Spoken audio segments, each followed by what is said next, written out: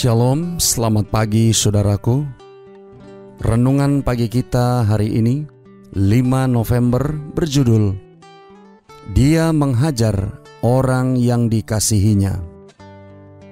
Ayat intinya diambil dari Ibrani 12 ayat 6. Demikian firman Tuhan.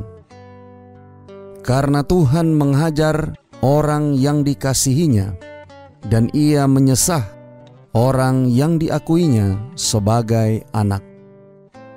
Bersama saya, Pendeta Andre Daembani. Mari kita dengarkan penjelasannya. Tuhan dapat memberikan kemenangan yang tampaknya kepada kita boleh jadi penaklukan dan kekalahan. Kita ada dalam bahaya melupakan Allah, melihat pada perkara-perkara yang kelihatan, gantinya memandang dengan mata iman perkara-perkara yang tidak kelihatan. Bila kemalangan atau malapetaka datang, kita bersedia untuk membebankan kepada Allah dengan kelalaian dan kebengisan.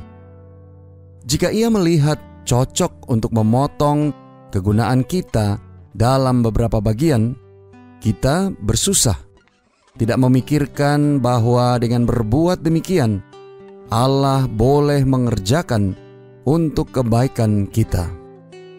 Kita perlu belajar bahwa hukuman adalah sebagian dari rencana Allah yang besar, dan di bawah cambuk kesusahan, orang Kristen kadang-kadang boleh berbuat lebih banyak untuk Tuhan daripada bila ia giat bekerja. Pekerjaan memperoleh keselamatan adalah sesuatu kerjasama yang harus dikerjakan bersama-sama.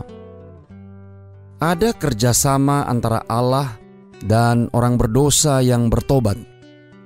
Hal ini perlu untuk pembentukan prinsip-prinsip yang benar dalam tabiat. Manusia harus mengadakan usaha yang sungguh-sungguh untuk mengalahkan sesuatu yang menghalangi dia dari mencapai kemerdekaan. Tetapi ia bergantung sepenuhnya kepada Allah untuk kemajuan. Usaha manusia sendiri tidaklah cukup. Tanpa usaha pertolongan ilahi, ia tidak akan mencapai sesuatu. Allah bekerja dan manusia bekerja. Perlawanan akan pencobaan harus datang dari manusia yang harus mendapat kuasanya dari Allah.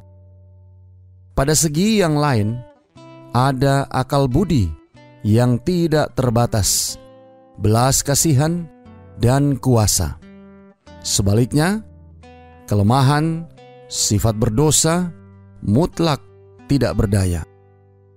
Saudara-saudara yang kekasih di dalam Tuhan, Allah menginginkan agar kita menguasai diri kita sendiri. Tetapi Ia tidak dapat menolong kita tanpa persetujuan dan kerjasama kita. Roh Ilahi bekerja melalui kuasa dan kesanggupan yang diberikan kepada manusia. Sebagaimana dikutip dari Alfa dan Omega Jilid 7, halaman 406 dan 407. Doa kita hari ini. Bapa, terima kasih. Melalui renungan pagi ini, kami boleh belajar satu hal yang penting dalam kehidupan rohani kami. Terima kasih melalui renungan pagi ini, kami boleh diingatkan bahwa oleh karena kasih-Mu, Engkau pun mengizinkan kami untuk dihajar dan disesah. Tolong kami hari ini Bapa. Biarlah dengan pertolongan kuasa Roh Kudus-Mu, kami boleh dapat disanggupkan menghidupkan firman yang sudah kami dengarkan, agar kami tidak melihat penderitaan, kesusahan sebagai sesuatu yang menjadi hukuman bagi kami, tetapi kami dapat melihat itu sebagai satu hal yang akan membentuk kami, menempa kami, agar kami boleh lebih kuat dalam menghadapi kehidupan kami di dunia ini, dan agar kami juga dapat menguasai diri kami. Dan dengan pertolongan kuasa Roh-Mu, kami boleh dapat dituntun menuju keselamatan yang Engkau telah sediakan bagi kami. Terima kasih Bapa. Inilah doa dan permohonan kami kepadamu. Di dalam nama Yesus kami berdoa. Amin.